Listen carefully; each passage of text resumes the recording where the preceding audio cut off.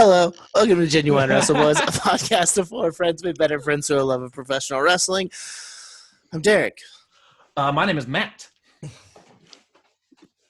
Yeehaw, my name's Zach. Howdy, partner.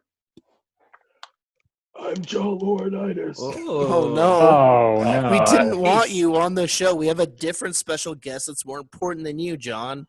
Oh, I didn't know that. Sorry, Yeah. Johnny Ace. Sorry. To be fair, he's used to people being more important than him. That's fucking true. We've got third-time returning guest. More like third time. Our friend Emma, Dr. Blurg, the Doctor of Blurgonomics. Comics, dude. All Welcome. the way from Texas, next to the Chili's by the mall. Yep. Neighborhood Chili's. yeah. That's where I'm at. I'm hanging out at your neighborhood Chili's bar and grill, but they won't let me inside, so I'm hanging out at the to-go door. Nice. Did they give me some chips at least? No, but I got some chicken crispers. Okay, that was going to be my question. What's your Chili's order? Chicken crispers. Nice. Oh, sir, random thought. Remember when we went to Chili's once with Paul? Like and they asked him, like Mini Dan? yeah, and they asked him how he wanted his burger cooked, and he just looked at her. I was like, good. And then he asked for a pitcher of water and didn't drink a drop from it. Yeah. Yeah, that was. East, I remember our Chili's story where we're both in one. Someone's Where you pepper both spray got maced exploded. at a Chili's? Yeah, when we were children. I love that our worlds have intertwined because that's just the weirdest story. And to know that somebody else went through that at Chili's. Yeah. Has ever been hit with a flashbang? I have. Have you? Yeah, I've been hit by a flashbang. Yeah, What I play a happened? lot of Tom Clancy, bro. Did you do it on purpose? No, they were probably wasn't something that they should have let us do, but I was doing like a leadership camp, and so we went to go look at like the SWAT training facility. Oh, shit. Oh, sick. And so, pro tip, if you're ever getting flashbangs thrown at you, open your mouth and like leave your mouth agape like you're gasping because it makes it hurt less. Weird. Oh, because you don't clench your jaw?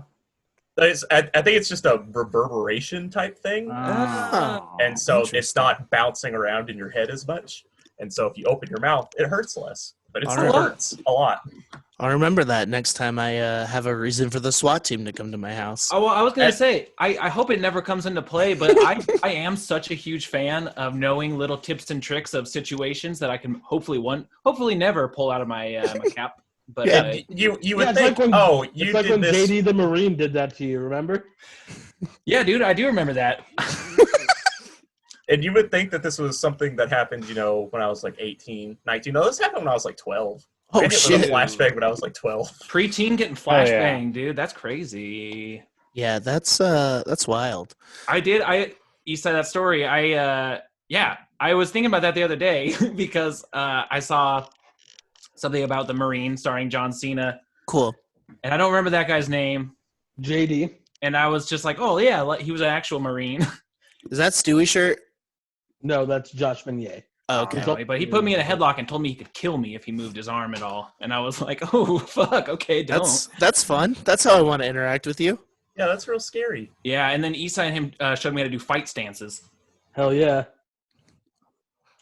I teach That's it. anyway. That's the story. I teach people how to do fight stances all the time.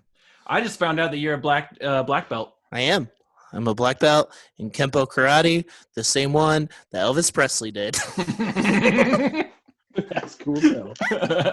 Nice. Awesome, dude. I mean, Bruce Pritchard is a black belt, so that doesn't So- say a lot. Kind of seems like they just First give off- them out. I always thought, no, congratulations. That's an Yeah, accomplishment. it was Yeah. 10 years of very hard work. So fuck you. Something horrible has just happened. What What? happened? My microphone just died. Uh-oh. So now it's switched over to my crappy computer mic. So I need to kill my Audacity recording. It's going through Zoom on the right microphone now, but I think my Audacity recording is fucked. Oh no. So I'm so sorry. Oh, you're good. Yeah, It's no fine. worries. Is it? Yeah. Do you want me to stop it and then do a new one? Or do you want to just let it rock? Because I don't think that it's going through my laptop speaker right now, I think. I mean, it sounds fine right now, and I think it's recording through Zoom. So if we could use that audio file, we probably don't need to Yeah, let's just keep rolling. Okay. All good. Yeah. I guess I should say you're listening to us on the Eavesdrop Podcast Network. Yes. Check out the other shows. I talked about it a lot the first time we tried to do this. ease-drop.com or jizz.biz if you're nasty. Yeah. Listen to the Eavesdrop podcast. Listen to We Do Keanu. Listen to Overbooked. Listen to Never Better. Listen to Roasted Games. Listen to the back episodes of Dealing With It. Listen to the podcast I did with my mother called Dealing With It. Yeah. Go to bit.ly/suck your own. Yeah. Yes. Get a book. Follow that little link down the nice little path to knowledge, baby. Fucking get yourself educated. Yeah, what better time to listen to a book than now? Yeah. And you can't fucking leave. I did actually listen to the death of WCW on the Audible. On the Audible? On the Audible. On the Audible. Nice. The Brian Alvarez narrated one. Now WCW, they're geeks. It sucks. God, he sounds like a fucking badger. He sounds like Brady. Him and Brady I they listened to that. rant the same way. I listened to that for 14 hours. Jesus. I love how long I fucking love how long those books are. He We were does sound like listening- Brady, and that's now I know I don't like Alvarez. Got him. Just kidding. Brady's gotten better. He's become acceptable. WCW did a 3.1, while Monday Night Raw did a 6.3, and that's just the Fine. that's just the book for 14 hours. Jesus Christ. It's like when I had to listen to like 8 hours of Bruce Pritchard podcast, like to get ready for our live show last year. I fucking hated everything after. Mm-hmm. I was an angry person. I get that. It's like Pritchard's voice is at least acceptable to listen to, unlike Alvarez's. They like trade off with each other. Like Alvarez is a better person, but Yeah. Pritchard has a person voice. Then there's fucking Conrad. Hey, Bruce, tell him how you get your dick hard. God, I hate it. Oh, so Yes. well to the Speaking outside of world. Blue Chew, This is the speaking of Blue Chew. I'll be right back. We tried doing this once and then stopped, and now I've done it a second time. But there was some news that Eastside dropped on us the first go round Yeah. that came out today as we are recording this, which is a Tuesday, the 14th. so yeah. Sorry. AEW has announced a Double or Nothing still going to take place. No longer in Las Vegas, probably from a closed set location, but it's still going to be on pay-per-view, Fight TV, BR Live. So AEW is still moving forward. Yeah. Well, that's good. When was that supposed to take place? Like, what was the date for that? 23rd, like Memorial Day weekend. Okay, because isn't the New Japan MSG show like in that same time frame? That's when they're releasing tickets again. Okay, because I was curious how if that was even still going to happen at this point. Like honestly, everything's just changing so much right now. Everything's It's up in the very- air. Yeah. Who fucking Except WWE is an essential business in Florida. Which is how it's been since the dawn of time. It's super essential to their like economy that 200 people who actually work there in Florida, have their jobs back. Yeah, I mean, it really is such a lose-lose. Like, I get it, especially when there's a competitive nature between the two shows where it's like, I don't know. It sucks that it seems like this machine that's rolling just because of Vince McMahon and probably because of fucking TV sponsors or whatnot, like, it's just not going to be able to slow down. It is 100% Vince McMahon's wife. Linda, yeah. Yeah, Linda. here, let me go through the timeline here. Please do. April 1st, Governor Ron DeSantis, the guy who, has been very slow to even close beaches in the state, Seriously. among everything else, issues We've got a spring break, baby. issues executive order for essential services after speaking with the president. April 9th, Governor amended order to include professional sports and media production, including entertainers with a national audience. On that same day, Linda McMahon and former cabinet member? I thought she was still a cabinet member. No, she stepped down a little while ago to run a super PAC. Yeah, now she runs a At super which PAC. the super PAC comes in because she spent in her little super PAC fund $18.5 million in Tampa and Orlando. And then all of a sudden, the same day, Governor DeSantis is like, you know what? WWE, you're good to go, baby. Man, Wow. Damn, And to be dude. fair, Wow. it's technically also then AEW. This is the only Yeah. reason AEW Yeah. can keep going too. Yeah, they Oh. could go back to their Jacksonville location if they wanted to. man, it's So just what are like you guys' thoughts? What's everybody's thoughts on this? well, Because my my brain Go ahead. immediately goes to like, so the talent that doesn't just already live there, are they going to have to just stay there for months? Are they going to have to fly in and out, or what? Like, there's so many other questions that open up with like, especially running live TV. It's like, well, I don't understand how they're going to pull that off without being. Yeah, I mean, they're not going to pull it off without being shitty. and that's the thing is like I don't know why, because in the long run it would be cheaper, and you would be able to get more out of just recording in bulk like AEW did, Mhm. because you could. Oh, go ahead.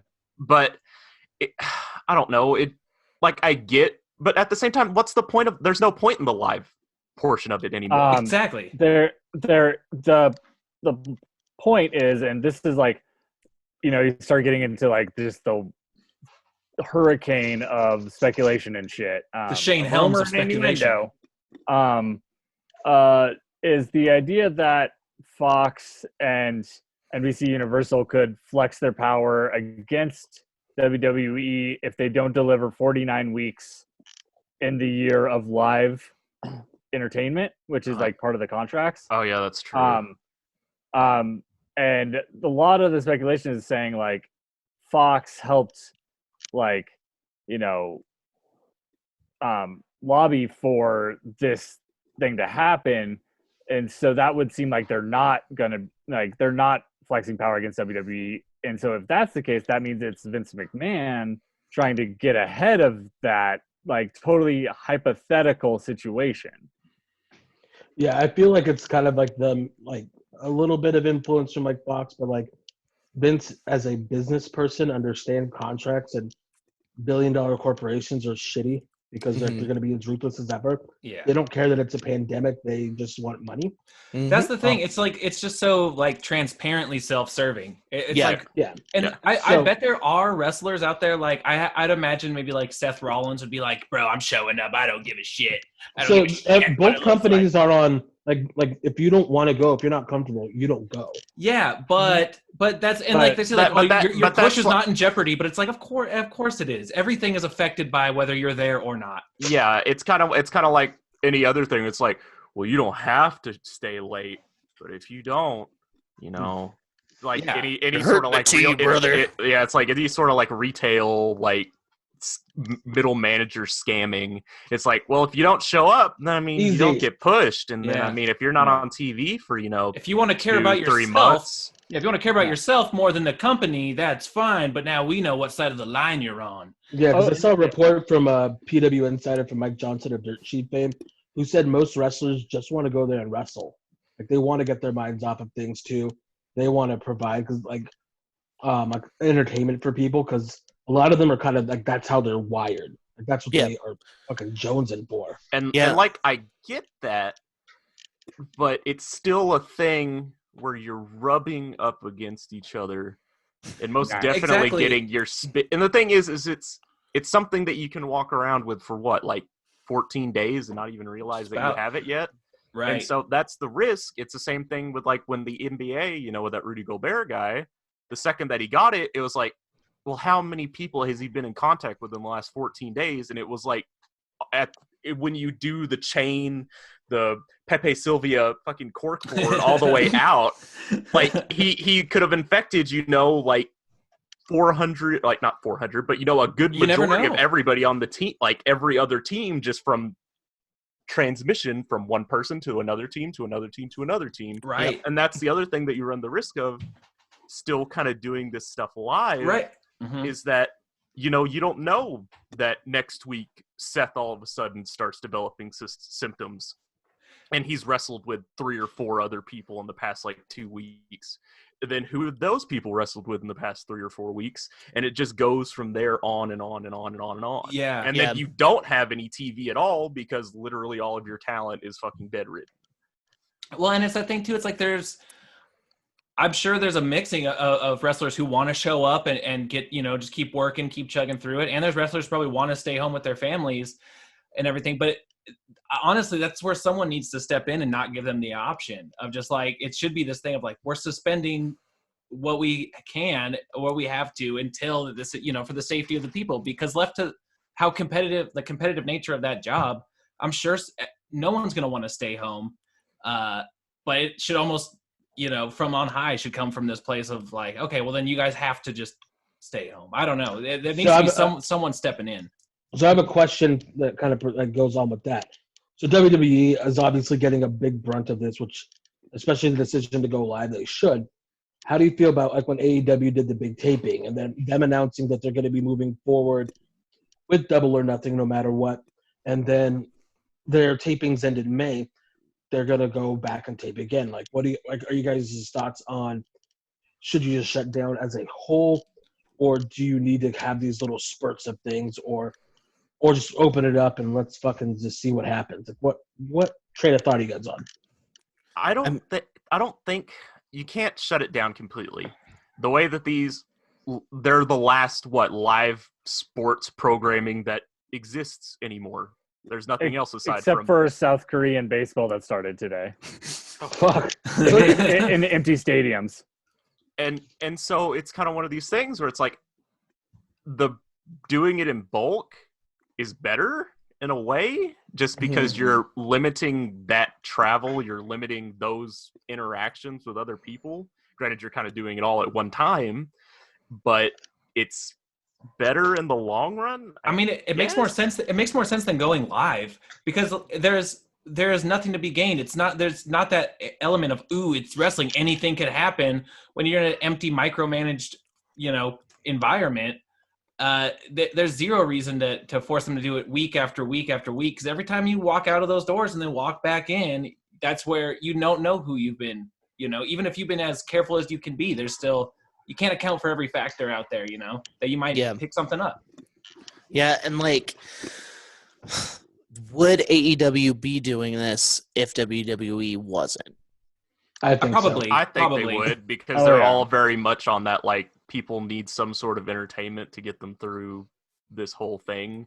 Yeah.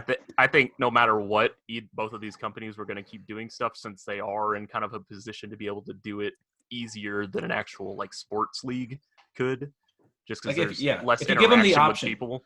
If you give them the option, they're going to go for it, of course. But if like a DeSantis was to say something like, no, you guys aren't essential, stay home, would that arguably be better for the future of their well-being, or maybe Vince will just use Dana White's island. I heard that got shut. I heard that got nixed. Is that true, or is that still on? He lost a bid for an island. He's still trying to do some stuff. Still trying to find an island. He said May 9th is when he's looking at his next show. Okay. I just read that like about 20 minutes ago. That's pretty fucking... But also, UFC falls under these Florida protections now as essential business.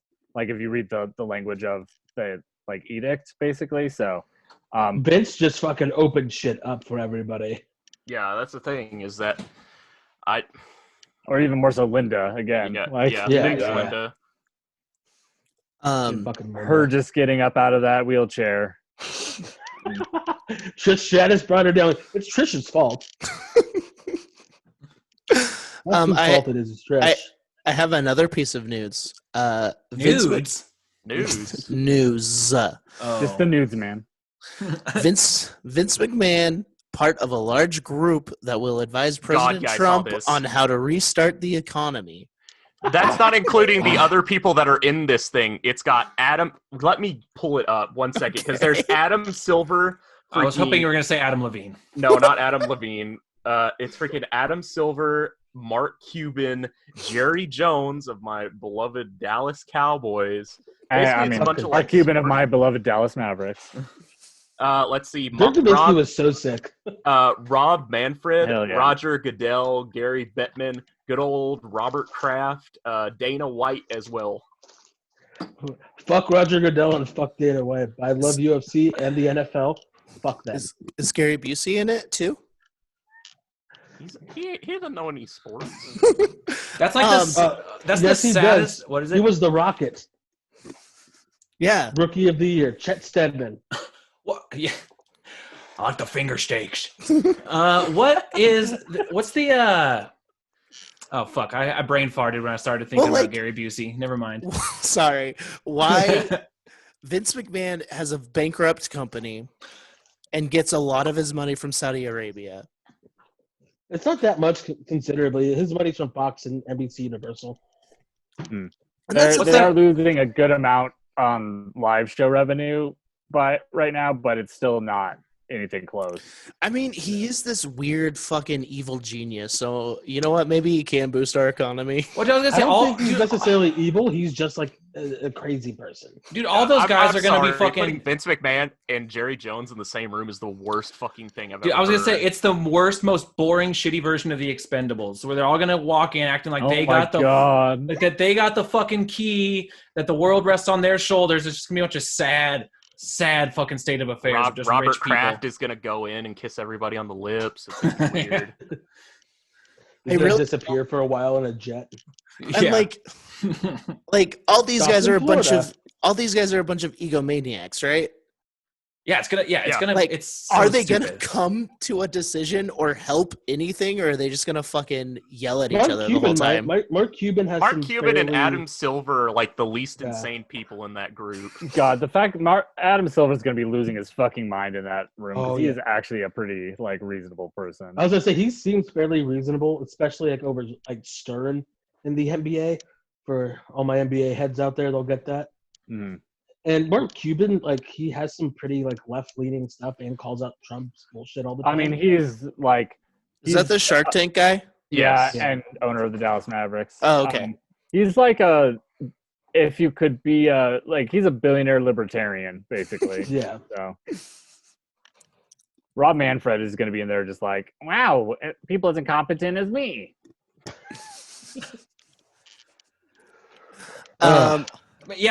Dude, what a fucking crazy fucking.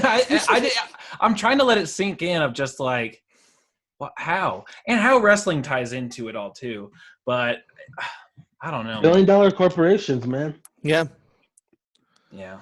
I mean, it's fitting. The first public gathering after 9/11 was SmackDown, so It's true. WWE bringing the people back together. Even if Stephanie compared 9/11 to Vince getting like indicted for steroids. And she's gonna compare. She's gonna compare this to Vince's quads blowing up. Fuck, that's still the best video. Him just sitting there with his He's legs so out. fucking dumbfounded. He's just Back like, in- oh shit. This Back is in not 2005, my father couldn't leave the house for a different reason. He blew out both our squads in his ring. My father's ring. Well, let's get into the good and maybe not so good parts of wrestling. Yeah, let's do it. Yeah, Should let's do it too, Lars. Should we start with Wednesday? I mean, yeah. All right. What happened on AEW? Britt Baker and Hikaru Shida had a match. Mm-hmm. Britt Baker and bled. She bled and everywhere. she lost. Yeah, it looked like she got a root canal out of her nose. He's a dentist. I took some notes. I'm gonna check. But yeah, Just and then- about whether or not she's a dentist. yeah. I'm gonna be looking up the dentist website. Hit me with a quick Google search on that. Dentists.com. No, I'm not going. I mean, I wouldn't be surprised if that's something. I mean, yeah, I'm sure. It's some good SEO value right there. No, I don't know. I don't know what happened on AEW. There was a tag team bout. There was a bout with the best friends. Yeah. And that's all about I remember. It was so Kenny. I watched and, NXT the whole time.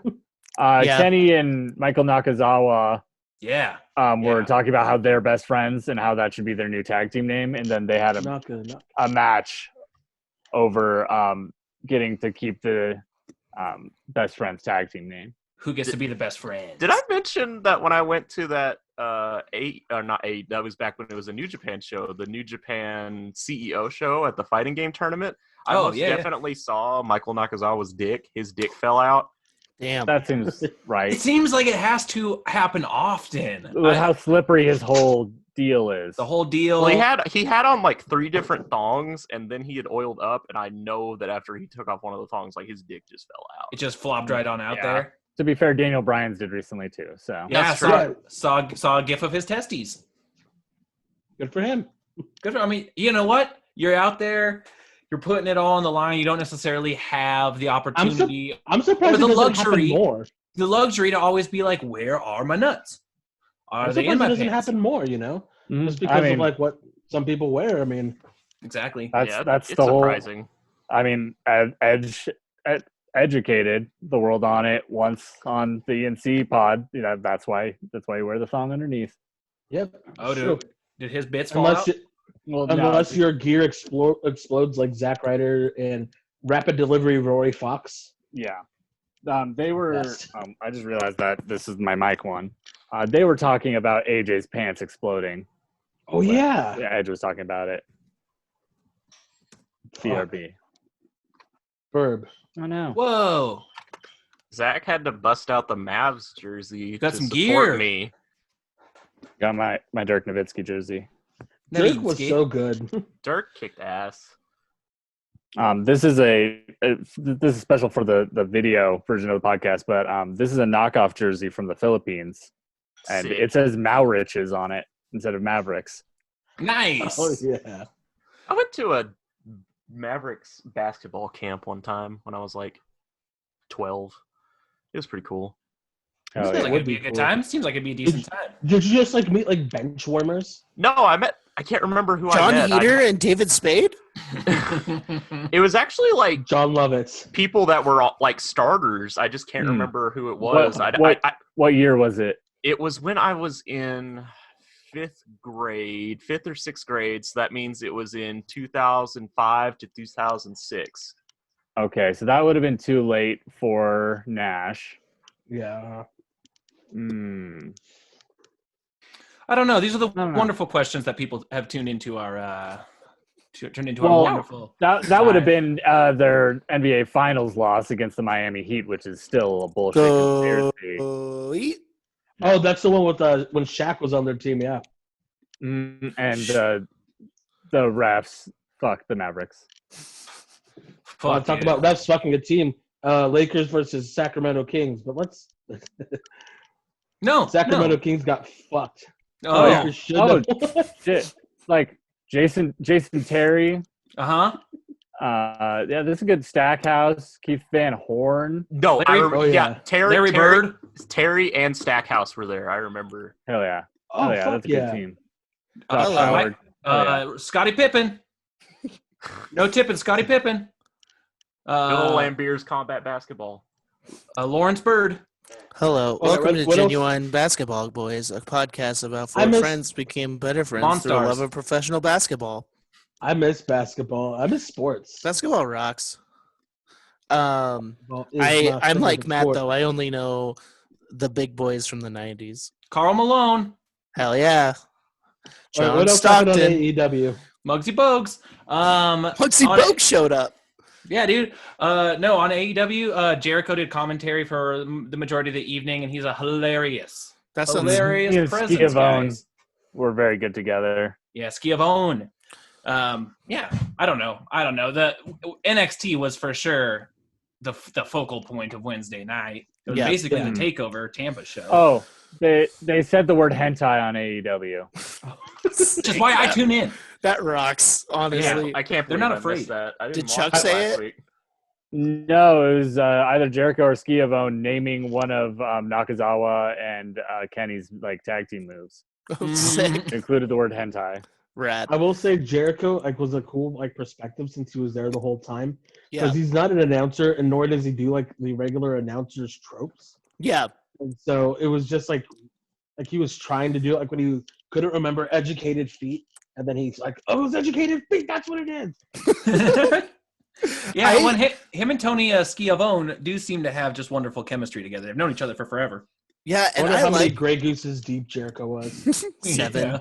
And I like it sometimes when a wrestler is doing commentary because they don't normally do it, and like when Samoa Joe does it and he's just like stoked the whole time. Yeah. Well, I love the perspective that wrestlers bring to the booth, like where it's like you can hear, you really get their perspective on different moves and like, what hurts where. But I don't know. Jericho's just a funny boy. Oh, you see, Britt, she found the hard cam there. Yeah, the ones that can like further their character work while also providing that is like extra level of like insight or like the best. Like Jericho can do it. Samoa Joe, Kevin Owens. Oh, Kevin's great. Mm. And the New Day. The entire New Day. Yeah. If Big E isn't just talking about like sex. Yeah. About just fucking. He does that a lot. Big guy, big libido. But man, I hope he found someone to quarantine with. Nope. Before all. I've been listening to their podcast and nope. But yeah, so so let's NXT, right? Yeah, we're all gonna let's go there. Let's start with the ladder match. Of course. It was so nice to hear Morrow again. It was very comforting. I also really enjoyed him without anybody else. He's great at doing play-by-play and color commentary at the exact same time. It's like a non-shitty Joey Styles. It's nice. Oh my God. It's nice not hearing him interrupt people, and he's wonderful. But that ladder match was wonderful. It was electric, dude. It's one of those things that it was one of the matches that it didn't need the crowd. Like the match itself was still so much fun. They all still really beat the shit out of each other. I thought Chelsea Green was really, really fun. I thought she sold that leg injury super well. But very good. It did make it tugged at my heart a little bit to be like, man, a crowd would have fucking ate this shit. So one of the things that like a crowd masks on these ladder matches is the clank ladder noise. When they fucking get hit by the ladder or land on it, you're like, oh no, that sounds so much worse. Yeah. Also, it's a little distracting how much you can tell that they're wooden ladders when there's no other noise. Yeah. Oh, yeah. It does have a bit of there is a bit more of like an awkward sort of just like clang-clanging going around. But it sounded painful, so it kind of adds to like the quote-unquote suspension of disbelief. Mm-hmm. Because like when Candace went through at the end, that sounded so painful. Yeah, so bad. So explain what happened. Somebody walked through it for people who did not watch the show.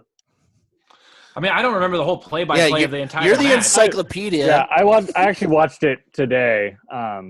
So, I mean, big points of match. Like Dakota Kai came out with Raquel Gonzalez, and was like, had a point where was having Raquel Gonzalez like get a ladder for her and stuff, like really like effective like use of like a heater like that. Yeah, in a match. And Robert Stone doing the same for Chelsea Green too. Oh yeah, Robert Stone. He's very good at what he does because I fucking hate him. Mm-hmm. Yeah.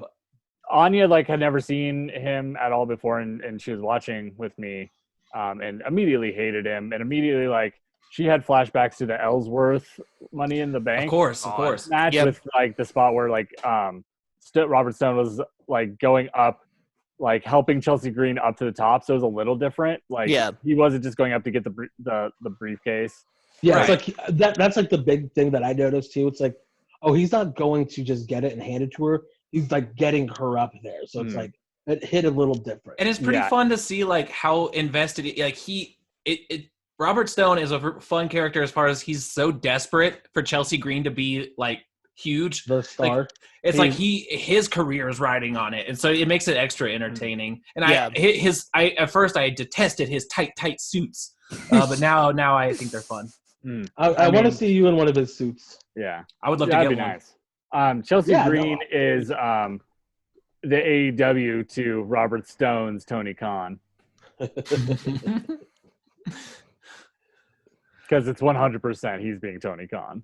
I've heard that, and I haven't watched enough Tony Khan interviews, but fun.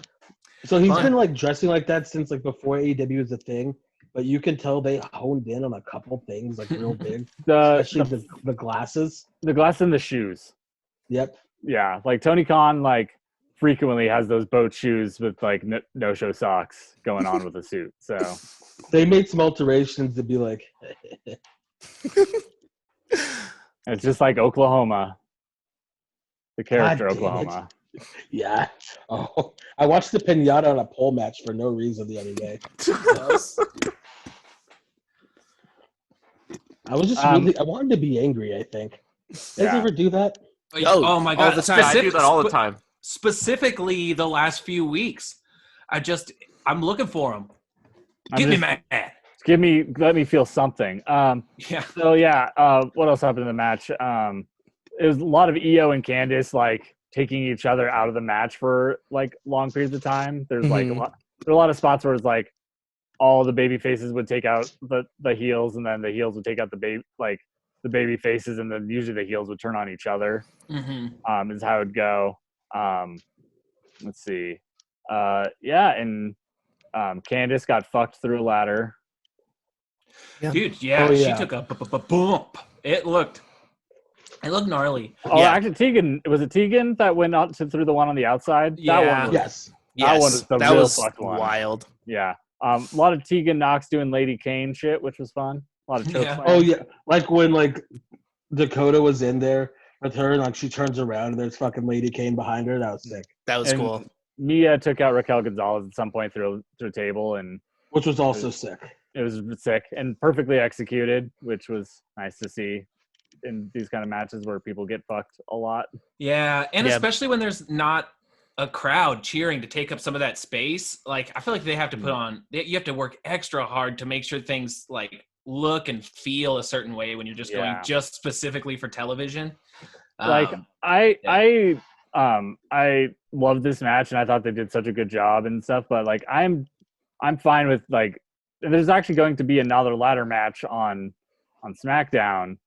We need to stop having ladder matches without a crowd because it does not feel special. They're great matches. It's not worth it for those performers. Like no. Yeah, right? I think the one at Mania, like you could tell they did a lot of cuts to save people. Yeah, they did not do anybody favors in this NXT. Oh no, not at all. Any other big EO won. Mm-hmm. And a moonsault versus moonsault match. Whenever that happens. Yeah, because they canceled Money in the Bank, thankfully, right? No, it's still going to happen. It's still happening? Yeah. Oh, just not at the original. Yeah, okay. All right. Well, still, I mean, I doubt they might have that match there. That's tough, though, because if they have that match so soon, Io's definitely not going to win. Oh, I don't think Io's going to win anyway. Which is a bummer, but I mean, it'll be a cool match. I hope so. I don't want to make Derek upset. I'm upset.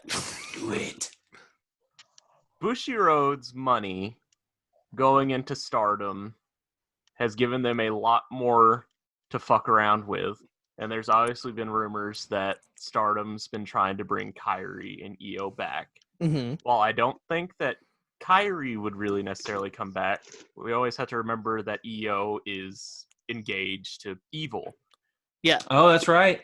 When you add that to the fact that Io's kind of hasn't gotten called up yet, she's still in NXT. She could go back to Japan, be with her fiance. Yeah, she'd be a very happy person. I think she's probably going to take that Bushiroad money. Yeah, and that's not a bad thing. I don't think she will, because in Stardom, there's legit nothing else that she can do. As well as whenever you get called up, which you're probably going to do, you usually negotiate a new contract to get bigger money. They're just going to throw a bunch of money at her. Yeah. But, I mean, that's where I feel a little skeptical about right now. I think some of the big money is going to get a little tightened up. Yeah. Well, there's a reason why Vince filed bankruptcy for the XFL. It's to save his money. He's saving a ton of money by fucking over like the arena owners and all these other people. Oh yeah, we didn't even talk about how he's just XFL's yeah. done. Yeah. God, I gotta get a Seattle Dragons shirt on the cheap. Shit, yeah. I'm gonna get a Roughneck shirt on the cheap. My friend Colin came over the other day wearing a St. Louis Battlehawk shirt that he got three days before they announced that they were shutting down. But yeah, no. If EO does end up going, that's not a bad thing. It's just a reason for me to watch. I mean, there are probably multiple other reasons for me to just start watching Stardom, but yeah. It'll be interesting to say the least. I'm very excited that Stardom is getting this money because that hopefully means that their web client will be a little bit better because, good Lord. That'll be the day. It sucks so bad. Yeah. But isn't the New Japan one terrible too? It works. I can use it. I can use it on a Fire Stick if I want to. Yeah. If I want to watch Stardom, I have to like dig through a browser, and that's it. The New Japan one, like the biggest issue is just its translation, not that it doesn't work well. It's just like it's using Google Translate still. All right. Well, let's talk about the fucking job match because yes. Wait, no. Guys, there's been a fucking kidnapping in Florida with Raul Mendoza and Joaquin Wilde. They've been kidnapped. Pretty sure it's King Cuerno. El Hijo del Fantasma, King Cuerno. He is a luchador they signed that is going to be debuting in the NXT Cruiserweight title tournament, which we'll talk about later. Yes, the NXT G1. I can't wait. I cannot fucking wait for that. We'll talk about that after we go through all this. But yeah, so all these cruiserweights and stuff have been getting kidnapped. I'm really excited to see where it goes. Ooh. Yeah, me too. I think it's pretty cool. I think it's a fun angle to have. But I thought that was interesting. I was like, well, for having Joaquin Wilde and Raul Mendoza do absolutely nothing for like the last year, this is kind of a fun who gotcha, who got him kind of a story.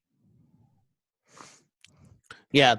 But let's talk about the big boy match. I want to say one thing before we start yelling at each other about it.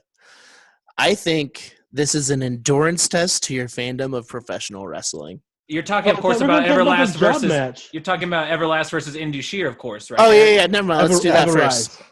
Everrise. That is a bad name. They are the best jobbers. They are except that it took fucking pert near 10 minutes to get the job done. That doesn't make Indus look very good. That was rough. Like how long this match had to be to fill time. Like those dudes are not ready for a match longer than 2 minutes. I remember saying the same thing about Authors of Pain too. Like it just reminds me so much of that act just because it's two big guys who are green who shouldn't be in there going on. You got Bivens. You got Bivens Enterprises. You got Indus Shear. It looks fun as hell. And then you got 10 minutes of them going on with Everrise. And I'm like, it does not do anything good for their image.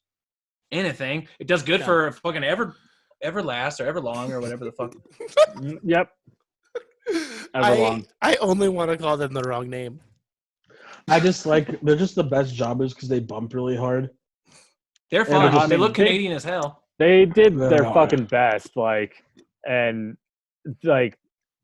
Jesus, it's just so obvious, clear that these guys shouldn't be in the ring yet, past a minute or two, because it's not just that they're a little sloppy. It's the things they're sloppy about are weird, things that you don't you shouldn't be on TV until you have sorted out. When they go to do Irish whips, it looks like they're going to go against the ropes or something, and then I think Everrise was correcting it and putting themselves in the corner because it's actually where they're supposed to be. Yeah, and that kept happening. I was just this is.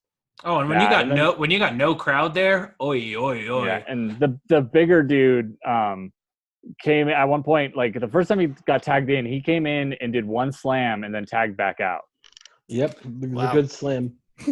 Yeah, but it sucks because they look. I mean, like maybe Authors of Pain or something. It's like they look so fucking powerful. They look And like a they're- really, really strong tag team. And their name's cool. The name is cool and hard to pronounce, but it's I don't know. I get it. They had to fill time, but I was still just like, damn, that's come on. We got Malcolm Bivens' name tied to this.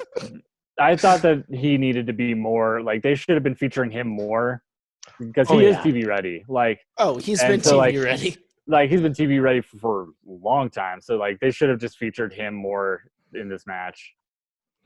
I think maybe as it goes on, so they kind of want to develop this because Triple H is like very like pro wrestling mindset when it comes to NXT. He's like, you got to get the guys over first, and then the manager can. Yeah, that makes sense. Triple H talking about who gets to go over. Also, Triple H with the I'm gonna go over. 25 years of fucking 25 years of going over. And we get to celebrate. Goddamn right. It's like 22 years of going over. Yeah, when was which WrestleMania was the squash 12. Ultimate Warrior? Yeah, WrestleMania 12. no soul to pedigree. Yikes. But yeah, that's cool. I'm excited to see what happens with Everfresh gum or whatever, but Evermint, Evermint. Ever clear. Damn it, I was about to do that one. Yeah, it'll be interesting. I'm excited to see more Bivens, honestly. Yeah, absolutely. Me too. It'll happen. Oh yeah. Okay, let's talk about the saga of Jonathan Gargano and Jonathan Failure Thomas. Thomas Thomas Ciampa. Daddy like Ciampa. I said, this match is an endurance to professional wrestling fans. It was slow. It was cut fucking bad, but I liked it. Bad. But I liked it a lot. There's one. I will say one thing. I really liked it. Like the whole thing. I thought it was good. I thought the whole thing was really fun. I thought it was more exciting than the Orton Edge match. But I will also say there was one big thing that all I have to say about it is you do not need to be taking the time to climb up on top of a big ass truck just to climb back down to the ground. Especially on the commercial break. They came back from commercial, and I was like, they're coming down from the truck. But it's almost like thank God because of how awkward that must have looked to be Dude, like, all right, let's like, get back down there. Right at the start, the referee guy, his name's Drake. Yeah, Drake. Yeah, Drake Maverick. Yeah, he like Drake when they first get up on the truck, he's like posted up right on the corner of the truck. I'm like, oh fuck, get the fuck away from right at the edge of the truck. I know. Like 13 feet in the air. Yeah, I did. I liked it. I thought the whole thing was fun. I thought the cinematic sort of like style of it was so cheesy, but I thought I had a good time watching it. I felt like I was watching a fight scene in the Marine. Yeah, exactly. Yeah, that's exactly. it. It felt like a really long fight scene that was filmed bad. I really wish there were less camera cuts and maybe that someone was talking over it a little bit. Other than that, I enjoyed it because for the story, that's what they needed. And I thought they needed it too. And I thought the end was. I mean, it swerved me. I thought it was really good, but I can feel Zach. I can feel Zach waiting. I'm letting y'all go. And for the record, I actually still did enjoy this match. I'm being like a little bit hyperbolic saying it's terrible. I just was pretty fucking disappointed by like the overall production of it. Like, yeah, production wise, it was bad. I agree.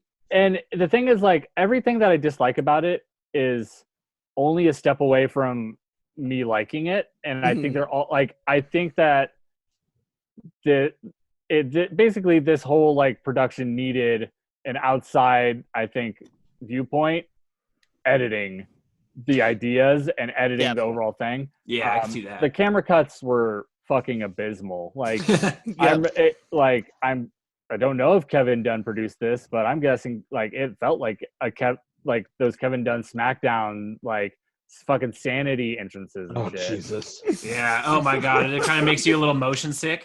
Yeah. I counted in a 10-second window, like just in the middle of the match, like kind of a down point actually. So it wasn't like super fast motion and stuff. In 10 seconds, there were 12 cuts Jesus Christ. That does for no reason. Yeah. Like, and I thought it took away from the impact of a lot of moves that like Yeah, I feel that. where they cut away in ways that like didn't show it. Like the air raid crash to the floor, I understand you're not actually gonna show. They didn't actually do that, but they could have been more clever in like showing it from the opposite angle and have like a crash pad down there and then make a cut. They literally cut away from the action halfway through the fall and then just showed them on the ground. And Yeah. it's also one of those things where it's so weird to advertise and they're calling it what they called it an empty building match or something. Like it was the whole idea was it's just the two guys, Triple H sitting in his sweatsuit at the beginning, and then Drake, right? That's how it was supposed to be presented. But it takes away from that so much when you have so many different cameras going and you got so many different things going on at the same time. It's like, well, this doesn't feel like an empty building match. It feels like there's more people behind the fucking cameras than actually working. I mean, the fucking match. Yeah.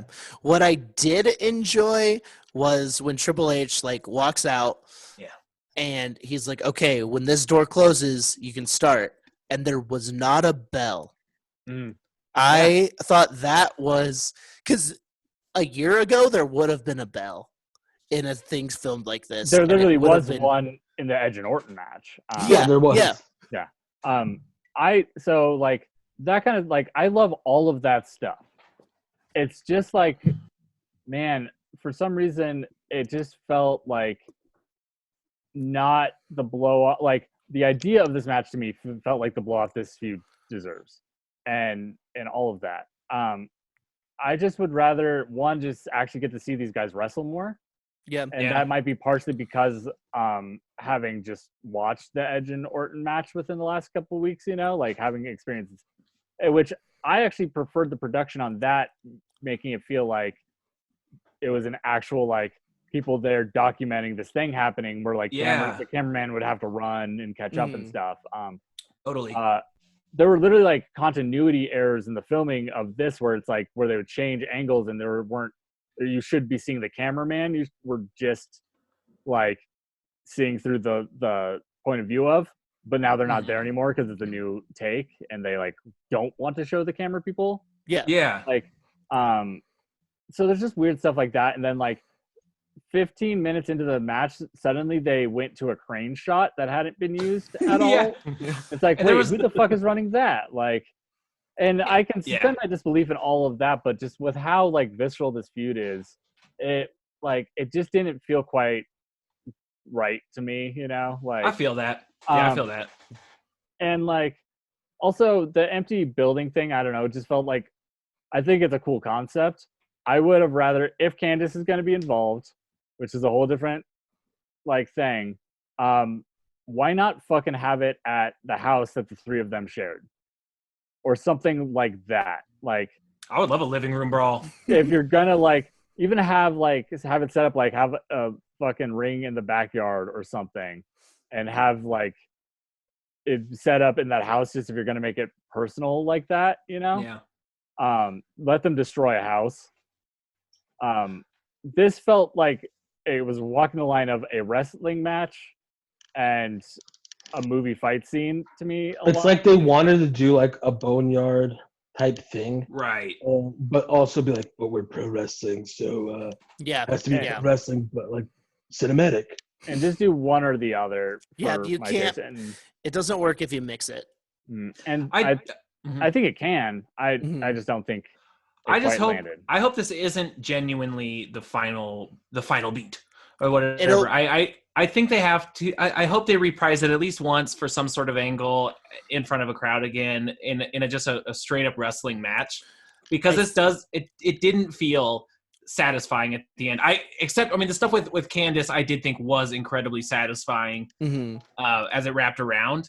How it ended, but for me, I would love to see an actual fucking wrestling match. Yeah. To end it between them, if that is what's going to be. And I think that will happen when they get both get called up. Yeah. If they do.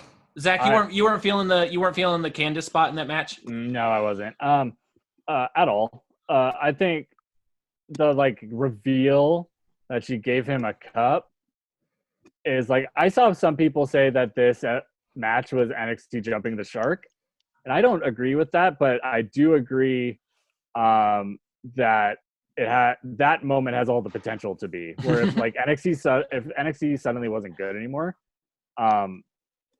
if it started going downhill from here on out, I would go look back and point to, oh, remember the really stupid swerve where she gave him a cup, where he can't wrestle the way that he's been wrestling with that cup in the whole time, and also it felt I did wonder that. WCW Maybe that's why I loved it. fucking cup, but literally the cup thing, and that feels like a WCW gag.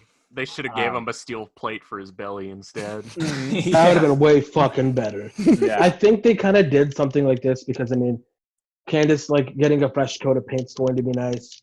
Johnny actually kind of working with this bullshit, chicken shit heel he is it's working out. It kind of puts some closure, at least right now, on the whole thing because of Ciampa, what he did afterwards. Mm-hmm. I think we're going to be fine coming out of this because I agree with Zach. It's not necessarily a jumping the shark. You could look to a point where if it does go downhill, but I don't think it will. I don't think so either, but I think it's more so just they wanted to do something in this to help kind of protect both of them coming out of it, as well as try to at least put a new spin on something. Well, and they were oh, sorry. Ciampa doesn't wrestle like a babyface, but they made Ciampa a babyface in this match by him apologizing for what he did. Well, so and he solidified himself more of a babyface because in this situation, I still think he's the bad guy, even though Johnny's a little shithead, and I love Johnny more than I've ever loved Johnny now. Ciampa solidified himself as the good guy. Well, and there'd been so much distance between the last time that this feud was really going on and now that it inevitably was going to hurt it. Because if you do look at it in a continuous way, if you take that hug that they had when Ciampa got his neck injury, you take that out of it, and you show it took the idea of Johnny getting what he wanted, which was he finally got to beat Ciampa. Candice wasn't just the bereaved wife, spouse. There was this thing that on paper, it's you can see in his mind and their minds that this is the triumphant moment that they've been waiting years for, but it left you with this really uncomfortable feeling of just oh, that went far. I thought it was brilliant as far as a way for a heel to come out of a match being that guy fucking sucks. Yeah. And so I thought, if that was kind of what their plan was, and obviously they had to change it because of all the orders, I appreciate the ambition of it, but I think that as the idea of how this thing ends with Johnny's triumphant moment, but nobody's really stoked for it, is a really cool, fun way to end that feud. But it had so much time that over a year that we didn't get it, that even the build up to this match didn't feel up to what they had before. So I don't know. They were kind of fighting uphill the whole time. Yeah, and I just the thing with Candice too, I like that she's not the crying, screaming wife that she's been in the past, but also I don't love that her character motivation and her character turns so far have 100% all been tied to Johnny. Yeah. The last time that she acted kind of heelish was the last time Johnny was a heel. And she had dark hair. She's gonna dye her hair again. She's gonna do it. Just like Pam.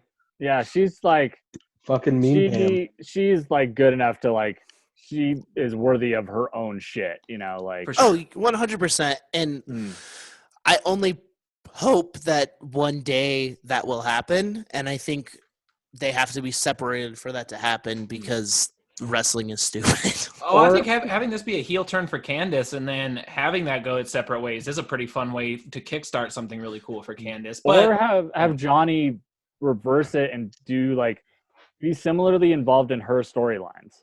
Yeah.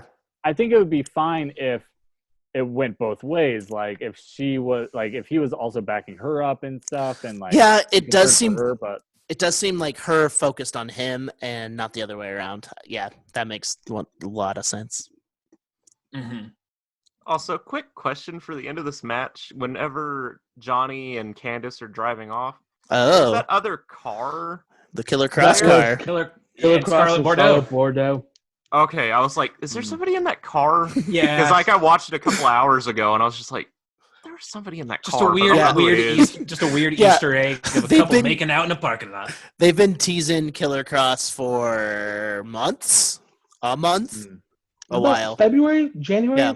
Yeah, something like that. I don't. Dude, time doesn't exist anymore. TikTok. TikTok. Yeah, I should get in touch with the person I met who grew up with Killer Cross and maybe Hell yeah, get her on the show. yeah, that'd be Yeah. so sweet. Yeah. all right. It was We did weird, it. though. We was did weird. it. We talked about that match. We made it. What's up, Luke? Yeah. I love the cat. I'm loving all the cat cameos. This is And- literally If you're He just has- listening to the audio version of this, you're missing out because Derek's cat is Yeah. in frame, and that He- tail is a fucking swinging, baby. Yeah, go subscribe to us, bit.ly/2boys. Boys. Cuba Boys. Louis Did you got. guys watch it. SmackDown last Friday? I did. I read about Oh. it, but I got to Yeah. pee, so I'll be right back. I caught the Don't. recap. I caught the recap, but no, I didn't watch it. I watched the Hulu edit, and really, I wrote down some notes.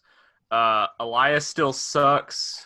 Oh no, Derek, get back here. And We then need someone to stick up for Elias. I really liked Tucker's line of "smitten with my boy Otis's kitten." That was all I Hell had yeah. for SmackDown. Tucker's very good. Yeah. Tucker Oh, is yeah. a great. He's like the. I don't know. He's like the quirky friend, but like also he's like the like not funny guy in the group. It's really Yeah. weird. Like everyone could be so lucky as to have a friend like Tucker, who's kind of just a solid, just a foundational, solid, good dude right Lucky there. to have a Tucky. Lucky to have a Tucky. Tucky. You know what? We got lucky to see the fucking Forgotten Sons, dude. Forgotten Oh, Sons I on forgot about SmackDown, that. dude. How'd you forget, dude? How'd you forget? They're forgotten, dude. I watched Because- it like 2 hours ago, and I forgot. Oh, you. Because What? nobody cares about the Forgotten Sons. Yeah, it's terrible. It's terrible. It's like, oh, what a fucking fun big after Mania call up. The Forgotten Because Sons. they don't want to do anybody that's like actually good or like involved in storylines. No, Yeah. they need tag team Sacrifice. jobbers apparently. Yeah, exactly. And they beat the Lucha House Party, but like it wasn't even a squash match. No, was like a Lucha House Party was 50-50 in match. control like a good chunk of the Yeah, they match. kicked a lot of ass. It was Jackson so- Riker has become been getting worse and worse as a wrestler too. which sucks because he never looks wrestled. he looks like a fucking $1 million. But yeah. I And don't Wesley Blake looks like a bag of mashed potatoes. know. He does. He's done the reverse Murphy. Yeah, right. Because they Murphy used to kind just- of look similar. Murphy just kind of sucked all of his Wesley Blake's the Space Jam essence out of him. Sure. Braun and shit. I like how they did this on Friday, and then they also then did it on Monday. Is they set the main event angle up and like kind of kept bringing up everything throughout the show, so at least it kind of had some continuity to it. Mhm. Sometimes I feel they don't do. Yeah. Yeah. And so Shinsuke losing to Braun, like it sucks, but It makes sense. It's He's gonna the happen. champion. Yeah, you got to Yeah. put him over somebody like credible first, and like Shinsuke still has cred, so He's surfing. Yeah, he's fine. If he can find a private beach, I'm sure he can find a private beach. well, he probably has one like where he lives now. Yeah, one of those cool like wave probably pool just lives things. on like an ocean front or something. He just walk to the beach. Yeah. I hope so. But and then the Fiend challenged. I didn't watch it, but the Fiend challenged Braun. Yes. I hate that. Yeah, Um, man. I'm not Either- about it at all. Yeah, either there's no good way out of this unless the match doesn't happen. Yeah, Like, Yeah. if Braun winning sucks for Bray, Bray winning means sucks he has the title again. means he has the title again, which whatever. And also, you kill one of their characters like dead. like out of this. Although Who do you sacrifice? What they need to do is No, you're never going to sacrifice the monster among men. I'm not a transitional champion. like he literally had the IC belt for 2 weeks, like not that long ago. He is a transitional champion. I'm Kane. never going to be a transitional champion. He's Kane. Like like That makes so much sense. what they should do is have it be another Firefly fun house, like a fun house match-esque thing, Yes. and then just have it end in a way that's like, wait, match never happened, so I guess Braun's still champion, and then have Braun be changed somehow by it, like and by the experience, yeah, and I have mean- it be like Bray didn't actually care about the title; he cared about changing Braun. I would love to see Bray in that situation. Or Braun in that situation. I don't me like. too. So, like, the thing is you can't like. What sucks about all this is that like nobody else is ready, and like you can't beat Bray. Right? If you beat Bray right now, he's He's that's dead. His last. He's that's dead. his last chance. Yeah. He's had 1,000 Yeah. chances, Yeah. and you also can't beat Braun because then it just like he's just a big fucking idiot. He's been microwaved too many times. I also don't want the Exactly. Fiend to have a title. I don't like it. Because it kills the belt. Yeah. Yeah.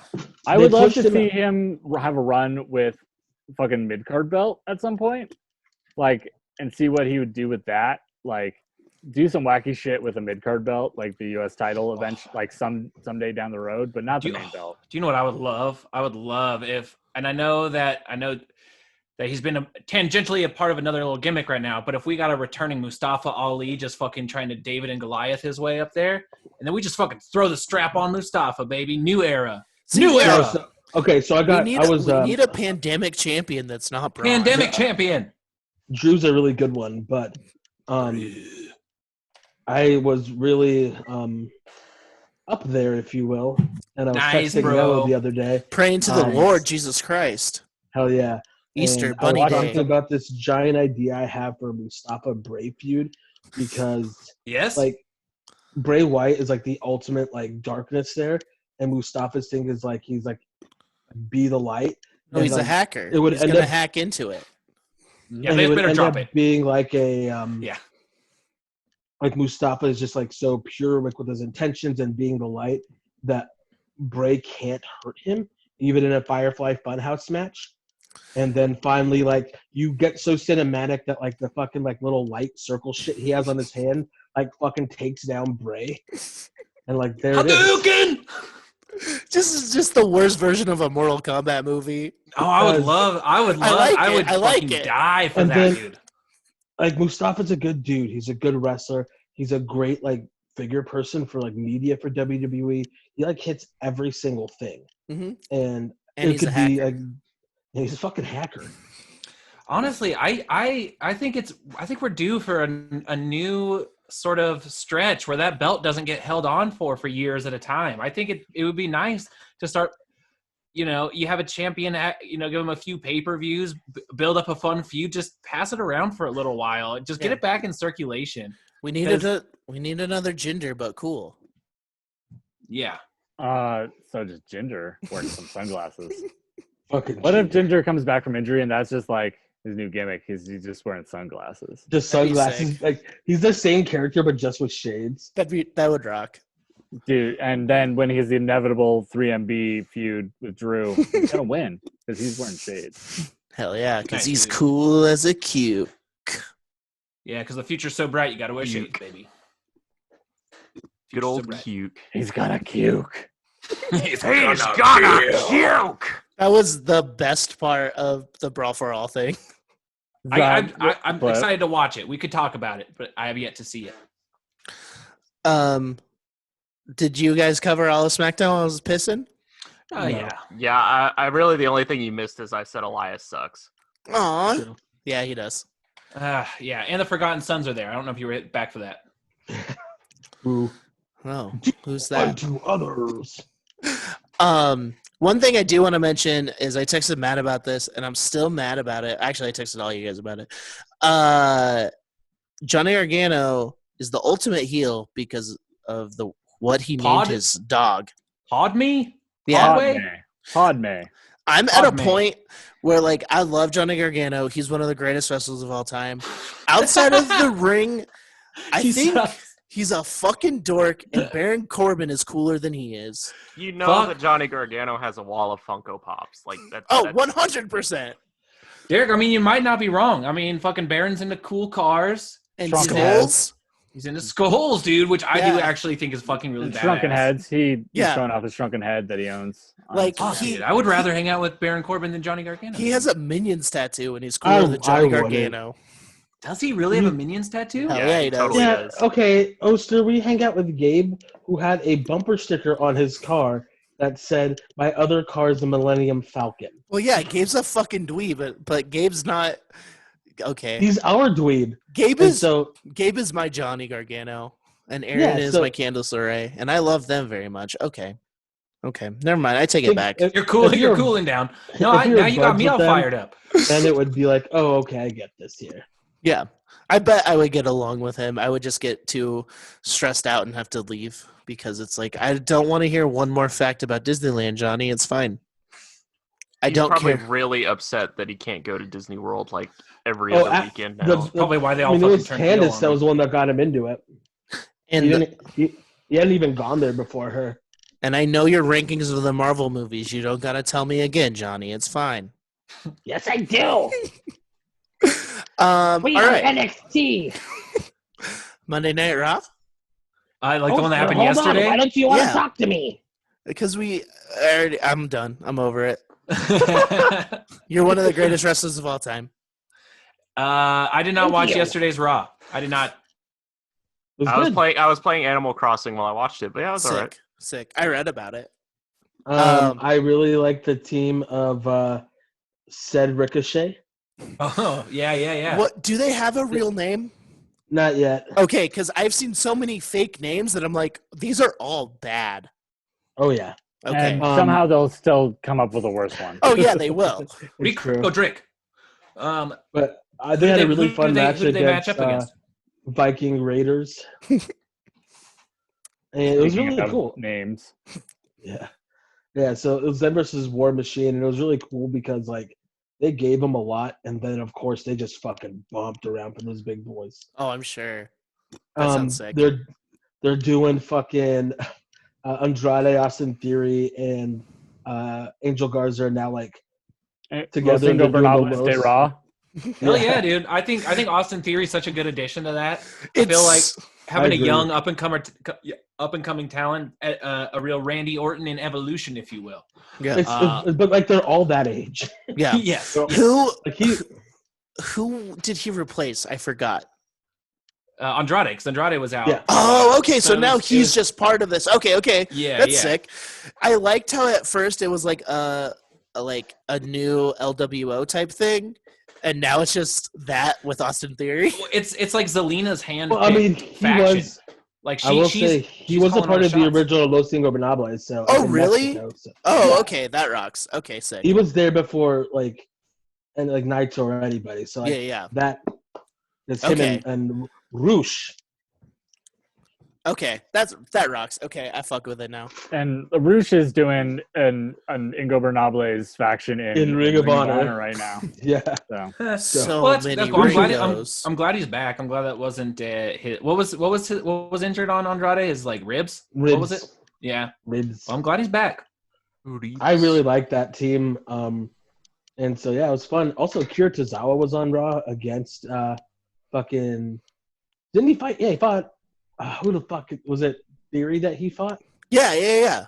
Yeah, he fought Austin Theory. I was trying to remember if it was him or Oh Garza. man, that's rad. But it was a really good match, and then like that team like beat everybody up, and then Seth Rollins was just cutting weird promos in the back the whole night. Yeah, God, heard- I hated that. It made me so mad. I heard they were really sick. No, It was not really in the sick. slightest. It was so fucking dorky. He's sitting there with his little jacket with the fur on the collar. Yeah. Oh, like Vin Them Diesel. apple bottom jeans, jacket with the fur. He's like, he's just leaning into the whole, I am the new Messiah, dude. Yeah. Yeah, bro. That rocks. Honestly, I fuck with that. Dude, I'm the Messiah of Madden, and I'm the Messiah of Monday Night Raw, dude. Yeah, I mean, this is the thing that Seth can do right now that I'm enjoying him in. Granted, I haven't seen his promos of last night, Mhm. but That was fine. yeah, I'm cool with him. I'm just predisposed to hate Seth. It's okay. It's fair. It's It's fine. fair, and it's valid. I guess I'm just looking for ports in the storm, you know. I Same. like, but Seth is so good as like a shitty heel. he is Because he Fucking is a easy- shitty heel. company It's man, easy baby to hate him. face. Yeah, exactly. Does not work for him. But I'll tell you what's on my mind that I'm so excited about. What's on your mind, Matt? Cruiserweight tournament. I feel like that's going to be Yeah. some of the best wrestling WWE's going to have going for a little while. You have the participant list pulled up. There Do is I? one? Does anybody? I can grab no. one. Right I didn't know now. there was one. No. I have a 2-monitor situation going on right now. Whoa. We'll do monitors, it. more monitors, more money. Yeah, I have two, just not right now. I don't believe you. Oh, shit. Oh, my God. Fuck. Wow. I'm not using my work computer for my personal business.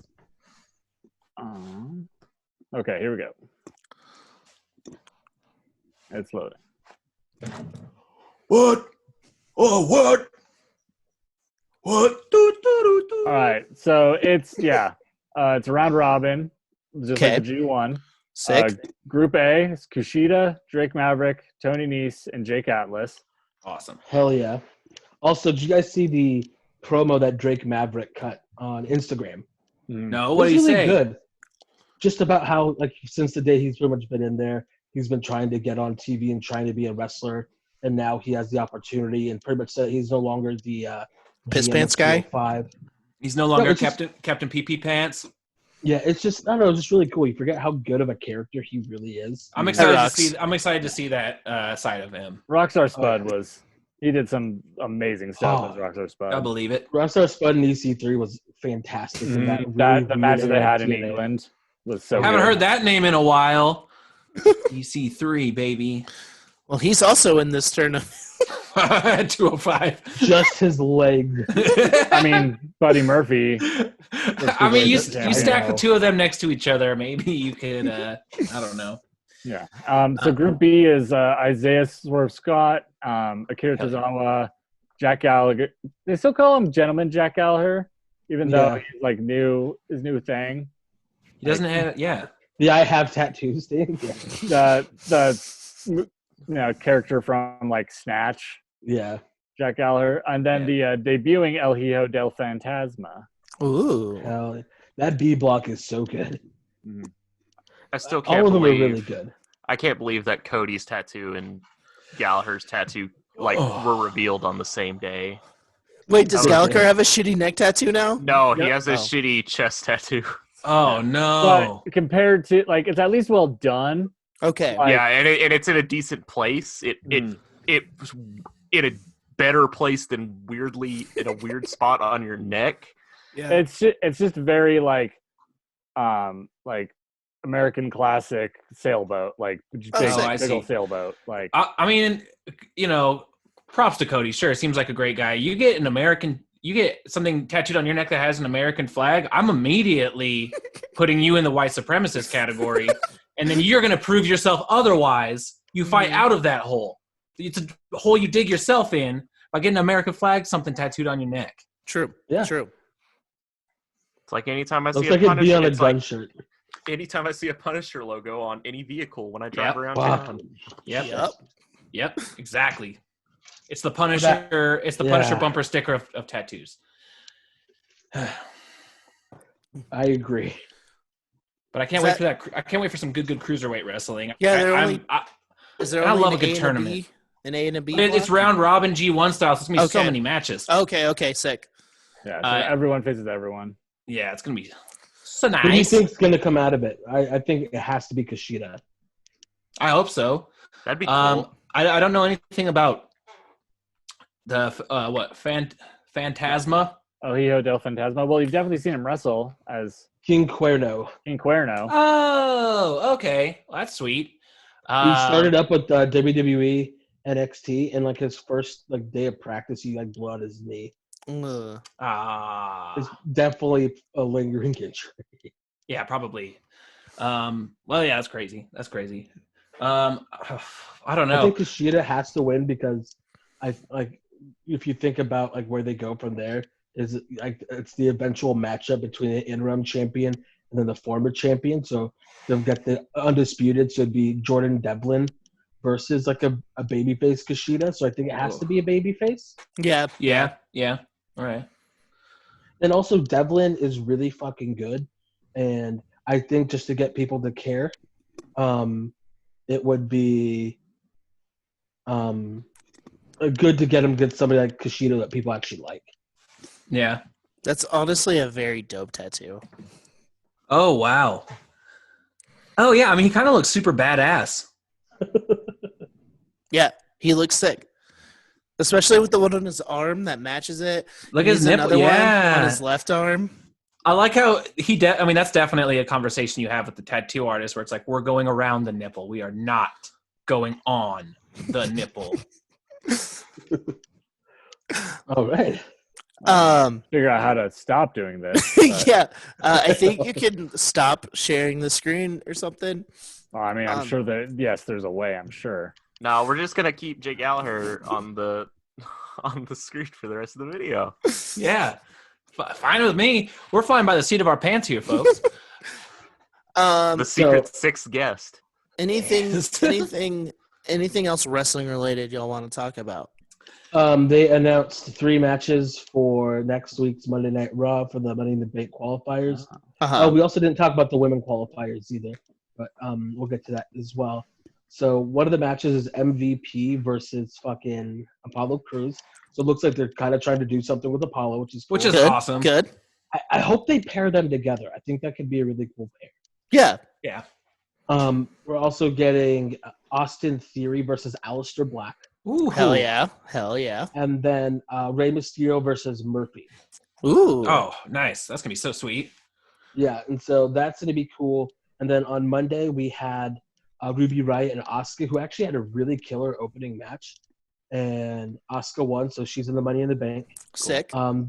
Then it was Sarah Logan versus Shayna Baszler. And they did that spot that they did with Dakota Kai at NXT. Oh, the where she elbow thing? breaks Yeah, her they did arm. the elbow thing. And it was – I thought they sold it really well, and it looked fucked up. So That's Sick. cool. they did a good job. I feel like Shayna's gotta win. I hope she takes the whole thing. I'll say This is one where she doesn't need to because it's a ladder match, and so it's like not necessarily anybody loses, you know. But if you think of like a character who's going to be this imposing presence carrying around this briefcase of like when are they going to strike? Shayna's so in position for that. I think it'd be so entertaining. She's It gonna. could definitely be good. I hope she just breaks ladders, like puts ladders in submission moves and breaks them. Yeah, just bites And then- through them, dude. And then Nia Jax beat Kairi Sane, and I'm still mad about it. What Was it? Oh yeah, Tamina showed up too. Or was You're it gonna on put Nia- SmackDown? I mean, Yeah. I mean, all right. I just am not a fan of Nia Jax at all. Yeah. Was, I don't. The idea of, who's going to put on a more fun performance between, Kyrie or Nia in a ladder match? It seems like Nia's just there to be the muscle. As like I mean, Kane's won ladder matches, so I don't know, but He's been in the most Money in the Bank matches of anyone. Ooh. yeah. So Won I mean, one of 'em. and I'm excited. Nia just came back. I'm glad that they're at least consistent with being like, all right, well, let's push her. But as far as a Money in the Bank match goes, I would much rather see Kyrie hopping off that thing. I'd rather see like most anybody else. Fuck, I'll even take Lana. God. The fucking video with Homer doing his like fucking saxophone impersonation with like Lana's video is the best. Yeah. Well, there was a question that Blurg asked us last week that I want to get to because I really like it, and I really want to know Blurg's answer too. So, much like John Cena, if you had to go through the Funhouse Nightmare, what would the eras of your life be broken up into? I can go first because I've thought about it a lot. Okay. First would be my Christian rock phase. When I thought that this band called FM Static was the best band, and 1,000 Foot Crutch. How's up your rock fist? Hell yeah. And then it would be my like. It pains me to say, but my straight edge self. I would have to fight me, not doing drugs, or drinking alcohol and thinking I was better than other people. I hope it's like the recon shirt version of that too. Oh yeah, but yeah, and before that would be my Pop Punk and Zell phase. Okay, yeah. And then last, I think that would be it, because I think like this is my final form. So yeah, those. Currently, yeah. That is a really good question. I mean, do you start it when you're like a child or like a teen? Just whenever. Just whenever you can like kind of break it up into different little eras. The era where I was super into I don't know, visiting my great grandma at the old folks home when I was like 4 or 5. That was probably it's distinctive. It was my favorite place to go, and it smelled like artificial peach, and that's a fun place to go when you're a child. Okay. So I would fight that version of myself. I would fight the version of myself that, you know, was going to definitely like the era where Bring Me the Horizon was my favorite band. That's gonna be in mine too. Yeah. Any band with the most problematic lyrics you could imagine. That phase of myself. Suicide Silence. Yeah. Suicide Silence. Oh my God. Yeah, there's a lot of them. I listened to more Muir than I'm proud to admit. Yeah. Oh yeah. Same. Looking at you too, Oser. But so there would be that for sure. And then probably drinking a shit that. So then after that, late teens, early 20s, just drinking too much and doing drugs a lot would be one. Would Dickie Rivers make an appearance? Who? Would Dickie Rivers make an appearance? Of course, dude. Of course, Okay, I'm getting cool. there. Sorry. My time on the Diamond. My time on the Diamond as Dickie Rivers, I would definitely have to fight him. And now I'm just a guy who doesn't leave his house very much, and not just because it's a quarantine. So I'd fight all those forms. I guess I'll go. I'll fight little kid wrestling Isai. Yeah. Because what did you do to me? I never left that. Like probably after that I'd fight like preppy, like baseball boy, football boy Isai. Just because he was kind of an asshole. I would fight high school myself and Gabe. That's fair. I heard you guys were the shitheads of that school. I remember that. Everybody liked us because we were just like fucking out of control. But we were like nice to most people. But like one of the big things like I remember of shithead me was like me and my friend Austin got our biology class so off topic that we didn't get to a whole unit that we were supposed to. Huh, that's strange that Isai would do something like that. Yeah, and like I didn't care to the point like where I just told the teacher like, hey, don't give me the homework. I'm not gonna do it, but I'll get an A on the test. So it's cool. So that I'll fight him. Super straight hair, backcombed. Nice, dude. Isai. Hell yeah. OB. It's the Isai I met. That guy's getting fought. The Isai that used to go to Dirty Little Roddy's and Main Street Bistro's getting fought. Oh, thank God. What about the Isai that would when I would get too drunk at your apartment would just make me do fucking terrible thing? You didn't make me. I was highly suggestible though. Yeah. That was that one. That's the same Isai. Same Yeah. Isai. Same Yeah. period. And yeah, those are the Isais I'd fight.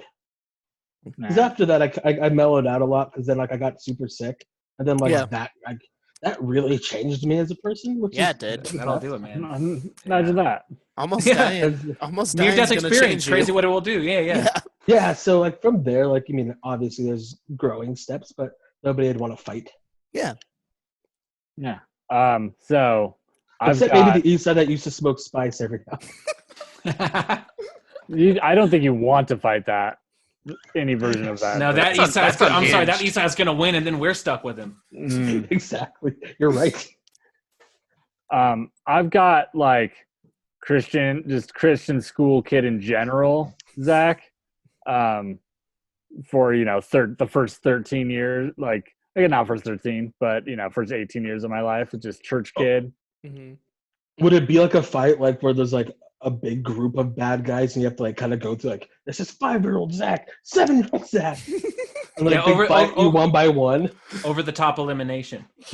Yeah, and like there's some very differing versions of that, Zach, because I was like, I don't know, I don't even know what I was as a little kid. I was just a Christian kid who like that's about it until like I started getting good at sports. So there was that. Jock Zach. Mhm. I could dunk a basketball once. That Zach's gonna win. That Zach was very fast too.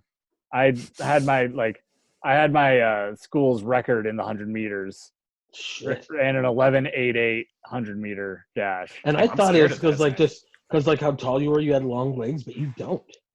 No, I don't. I No. have very short legs Yeah, for my height. that's Mostly torso. Yeah, mostly Yeah, and torso. with how tall you are and being that quick with like where you're like 70% torso, I'm like holy shit. Yeah, That's fucking wild. I was like, that was in 8th grade, and I was 6 feet tall and weighed 130 pounds because my body hadn't caught up yet. So, I was just all speed. Were you the kid like in sports, like you like shot up before everybody else did? No, not really. But Okay. like, I mean, I was tall, but not like there were kids taller than me. And then I just I remember like in like 6th and 7th and 8th grade basketball, like everybody would be around the same height, like you're kind of growing, but there'd be like that one like 6'3" like person that would just be like, holy shit, they shot up a lot, and then everybody else kind of catches up finally in a few years. I just always remember those kids. I just grew like 6 inches in 7th and 8th grade. So yeah. Oh yeah. Then I started playing music. So there's Christian hardcore Zach, which is just terrible. I knew that, Zach. Then Jock Zach stayed through at the same time. I was like kind of Miley Cyrusing it a little bit. Like I'd go play sports, but then like be the cool Oh hell yeah. kid in a Christian metalcore band. Yeah, hell yeah. Oh yeah. I get that. During college, I don't know. I was like weird. Like I'd go to like every sports game, but then like every BSU football game. I literally went to every single one for 4 years. Damn. Sounds like Jock Zach never left. Kind of, but then also I like was the first person among my like Christian friends that were all going to BSU to start smoking weed. Taking that bowl of pasta to the gas station. Yeah. Oh, that Zach would be fun to fight. Yeah. Literally walking a mile with a bowl of pasta I love that. to a gas station. And then I was in an indie folk band for a while. So then I became hipster Zach. Ball in a cup, Zach. Yeah, Kendama Zach. God, none of them are close enough. Need to reach. Damn it. Next time. Kendama Zach. Skateboarding Zach. I do like a lot of things really shittily. Yeah. All right, Blurg. Who would you fight? All right, let's see. Let's go through the eras. My mom made me play sports a lot as a kid, even though I wasn't necessarily good at them. I was way better at them when I was tinier, but as I got older, I really liked French fries, and so I got fat, and then I wasn't as good at sports anymore. So once we begrudging athlete Emma is one era. Yeah, then once we get into middle school, I start playing trombone, and so it transfers Sick. over into band. My dad plays trombone. Point My at- dad plays Point trombone. at Matt. Yeah. And then You know about the band life. I do. that was also my shitty phase where I thought Uh-oh. They he was disappear. funny and like Oh, racist Emma, jokes was really funny. What you just said cut out. Yeah. Oh, What did you think is funny? What was funny? Edgy What's funny? jokes, edgy racist jokes were funny. Oh I yeah, had- we all Mm. I had my shitty phase. That went pretty much all through high school too. Yeah. High school, I mean, was pretty much just band. Pretty much, that's really all I did special in band. So I'd fight basically from like middle school to high school. It would be just band fight. College is where my brain broke, and that would become super studious form, Ooh. where I was studying for college way too hard and worked way too hard and would get really upset when I would make like an 85 on a quiz that was like 5% of my grade. Okay. Yeah. And Yeah. so I overworked, Hey, when you're in it, you're in it, you know. I overworked myself on that one. And then after I got done with college, so I don't even know what that fight would even be, because most of the time in college, whenever I was done studying, I would just crawl under my bed and go to sleep. And yes, not on my bed, under it. I was gonna say a nice under the bed slumber. Yeah, nice under the bed slumber. Not gonna knock that. And then after I got done with college, I was just kind of like, I don't really care about appearances anymore, and that's where all of my anime figures come from. And Sick. now I buy Pokemon cards, and Sick. I don't care anymore. Sick. Oh yeah, nor should you. No. I'm 24 years old and I live in my parents' house, but I don't care. I got Pokemon cards. Live your truth. Fuck yeah. Get it while the getting's good, dude.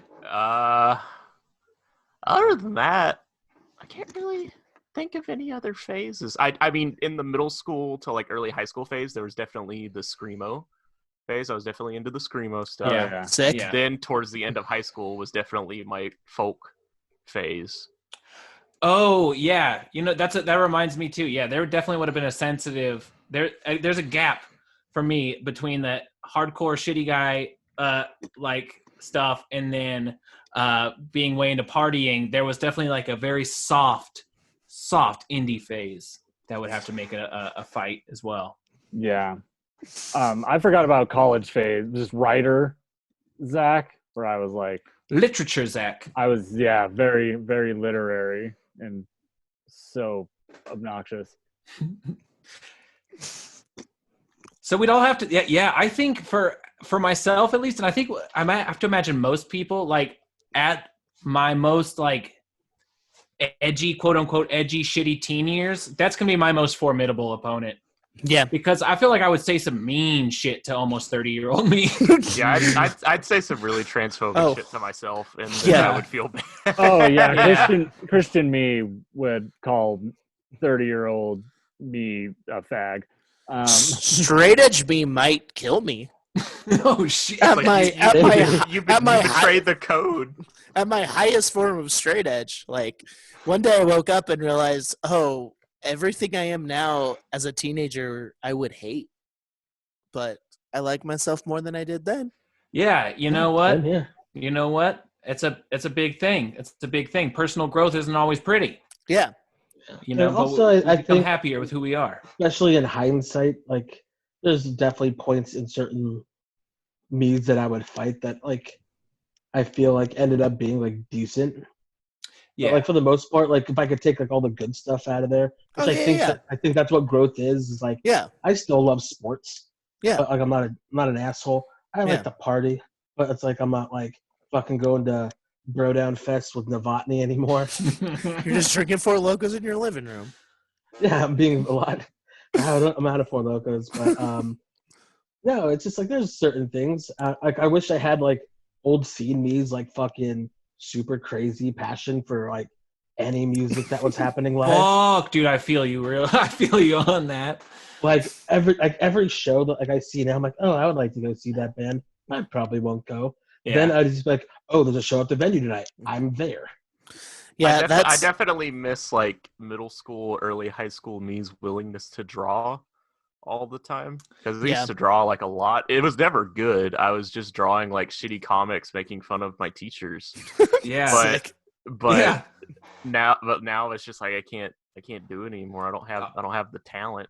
Well, honestly, and it gets harder to like, because I was just about that yesterday. I was like, when you're younger, you're just bored, and so you just want to get it out, whatever that fire is. You just want to get it out, and then after a certain point, it's just like, I don't know, like I remember for me, music was definitely that thing where it was like that was the big passion thing that I didn't give a fuck what I just do, and then it's like at a certain point too, it's like, oh, it stopped being just fun thing and more of like, oh, how do I make this the daily grind kind of a thing. Yeah. Because it's just not as like, you're not doing it because you're bored and just want to do something fun. I just miss being bored, I think. Especially, I mean, right now. I'm just I'm too anxious to ever be bored. Yeah, I'm working on it. I wake up every morning feeling like I've made the world explode, but now the world's actually exploding. So now I'm just kind of like, fuck, what do I worry about now? And I don't know if it's the same with you, Blurg, with that, but part of me is like almost relieved at that, where I'm like, oh, I'm not being irrational. It's like, oh wait, yeah, no, it's actually bad for once. Yeah, like, oh my gosh, we're all agreeing that this all sucks. Cool. Yeah. That's a good question. That's a fun one to think about. That's why I cut it last time, because I knew it would take a while. Do you got one more quick one off the top of your head, Blurg? Shit. I had the One Piece one from last week, but that one would take a while too, because it's like a whole discussion about what we would be on a pirate ship. Yeah. Oh, fuck. We'll save that for next week. Yeah, we'll save that one for another time. Yeah, I can't really think Okay. of another one. Not on the top of my head. I should have worked on that a little bit more, but I was you shouldn't. catch up. You shouldn't have worked on anything.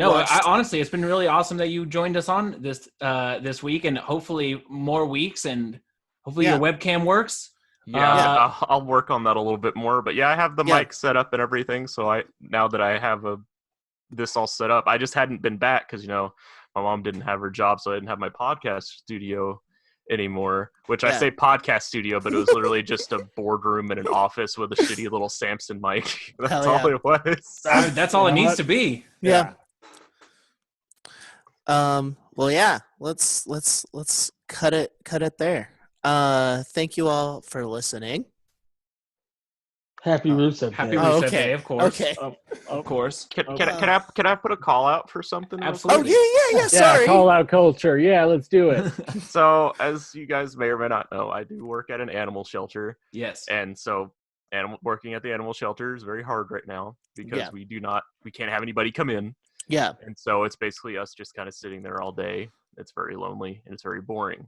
Mm-hmm. What I would like to recommend for everybody is that if possible, if you have the funds to do so, maybe give your local shelter a call, ask them if they need any supplies, maybe food, maybe cleaning supplies such as soap or laundry detergent or anything like that. Ask if you can maybe sponsor the adoption fee of a pet. Stuff like that is going to help out a lot because I have a feeling that once these bans of social gatherings and stuff end, given the current economic climate that is going to be heading out, a lot of people are not necessarily going to be able to afford the food to feed their pet. Even though they might necessarily not want to give away their pet, they might be forced with that situation where they might have to. Yeah. But if you can load up your shelter on some dog food to give away, which we've done several times in the last couple of weeks, you might be able to keep a dog from having to go into a shelter, or a cat too. I don't discriminate. So by all means, if you can do that, I would really appreciate it. I'm sure everybody who works at those shelters would appreciate it as well. And that was it. Yeah. No, that's great. That's absolutely. Just with anything, like anyone out there listening or watching, if you can, and if you have the ability to look for opportunities that you can lend a hand around the community, because right now definitely is a time where we are all together in all this. Yeah. Hi, Mira. I know she can hear it, but definitely do that. Donate to dogs. Again, thank you all for listening. And Wrestleboys 316 says, Take care of your animals. Treat them with love and care. What? What?